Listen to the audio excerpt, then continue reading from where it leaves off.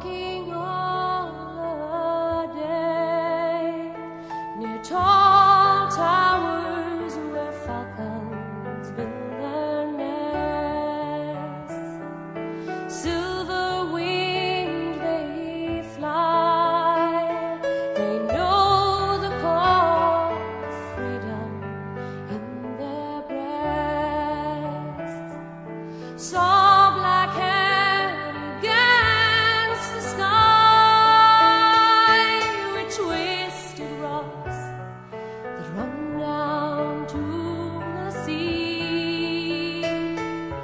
Living on your western shore, saw summer sunsets, asked for more. I stood by your Atlantic sea, sang a song for Ireland.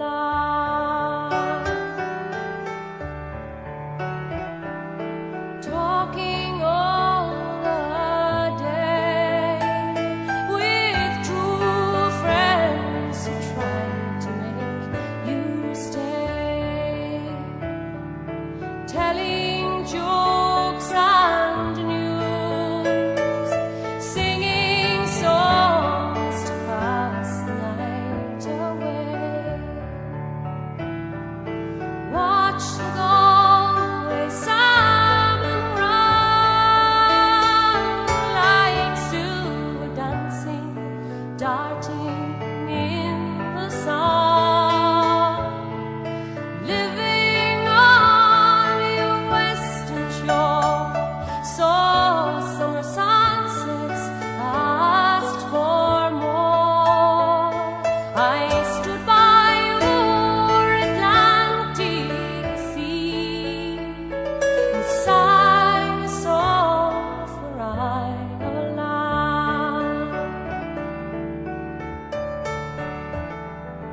Drinking all the day in old pubs where fiddlers love to play. Someone touched the bowl, he played a reed, it seemed so grand and gay. Stood on Dingle Beach and cast in wild foam the found Atlantic bass. Living on your western shore, saw summer sunsets, asked for more.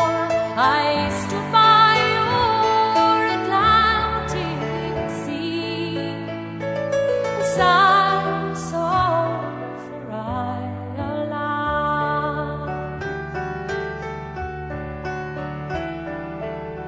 Dreaming in the night, I saw a land where no man had to fight. Waking in your dawn, I saw you crying in morning light. Lying where the falcons fly, they twist and turn within your air blue sky. Living on your western shore, saw summer sunsets, asked for more. I stood by your Atlantic sea and I sang a song for Ireland.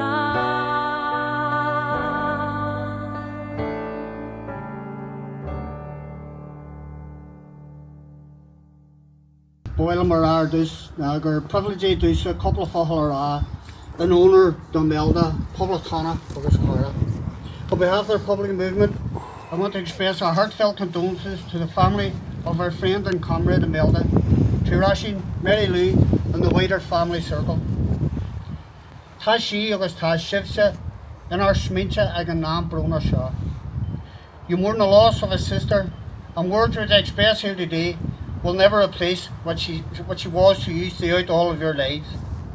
Imelda was only 14 years of age when the trouble started, and at that very young age she witnessed the ugly face of the Orange State, with the civil rights marchers being beaten off the streets, which eventually accumulated with the Battle of the Bogside, which saw the British Army arrive on our streets. Listening to family conversations in the home, she knew the British Army were not here to protect the people of Derry, but rather they were here to protect the state and its interests. Imelda was born and raised in the Cregan into a large family. She was the youngest in a family of 6 boys and 6 girls, and was raised by one of the strongest mothers in Cregan, Eileen Fleming, R.I.P., a woman who was left a widow when her husband George died at a very young age. Eileen reared her family in the spirit of republicanism and with dignity and honour.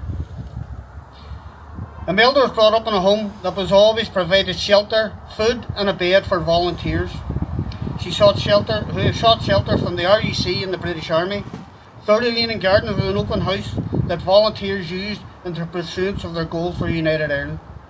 Remarkably, 8 of the 12 children also joined the Republican movement in different roles, including active service, and Imelda was no different.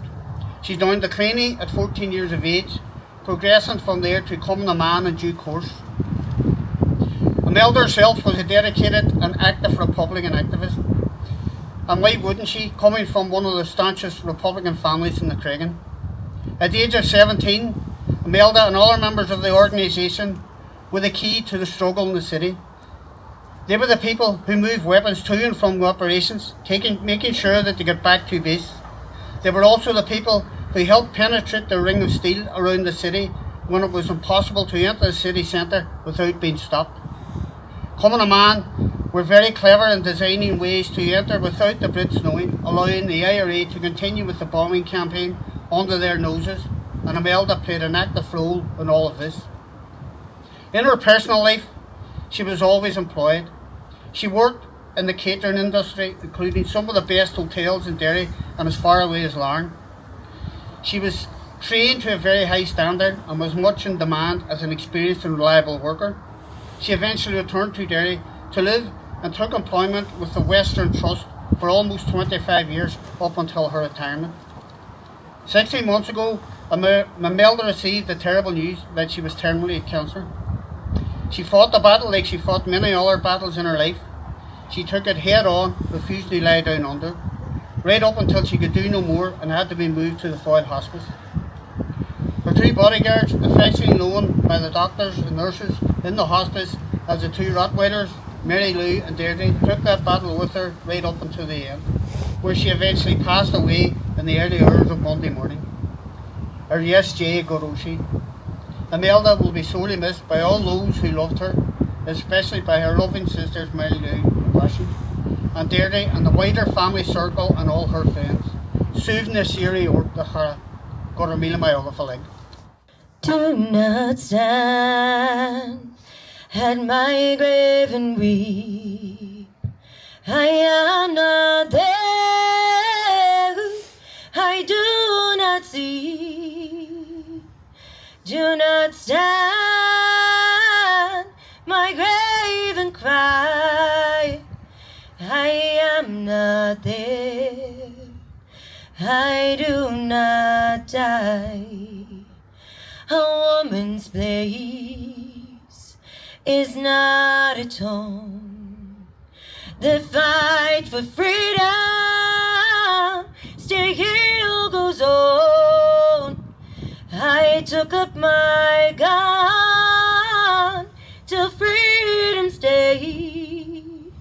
I pledged to fight for the IRA in Army jail.